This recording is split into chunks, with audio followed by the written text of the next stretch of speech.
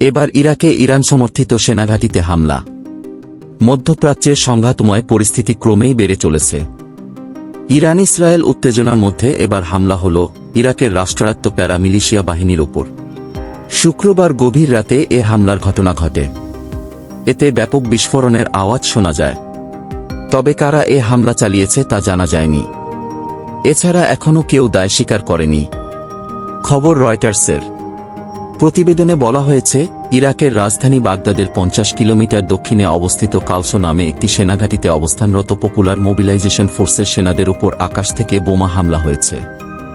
হামলায় popular mobilisation ফোর্সেসের এক সেনা নিহত ও ৬ জন আহত হয়েছেন।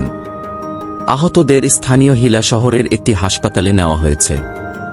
এক বিবৃতিতে পপুলার মোবিলাইজেশন ফোর্সেস এক বিবৃতিতে বলেছে, বিস্ফোরণে বস্তুগত ক্ষতি ও হতাহতের ঘটনা ঘটেছে। এ ঘটনার তদন্ত করতে একটি দল কমিটি গঠন করা হয়েছে, তবে বিবৃতিতে হতাহতের সংখ্যা উল্লেখ করা হয়নি। এদিকে নাম প্রকাশে অনিচ্ছুক দুটি সূত্র জানিয়েছে, কারা এ বিমান হামলার জন্য দায়ী তা জানা যায়নি। তবে যুক্তরাষ্ট্র এ হামলার দায় অস্বীকার করেছে। ইরাকে অবস্থানরত এক মার্কিন কর্মকর্তা বলেছেন, ইরাকে কোনো মার্কিন সামরিক তৎপরতা ছিল না। ইরাকের পপুলার মোবিলাইজেশন ফোর্সেস নামে ওই প্যারা মিলিশিয়া বাহিনী ইরানের মতো পুষ্ট বলে শোনা যায়।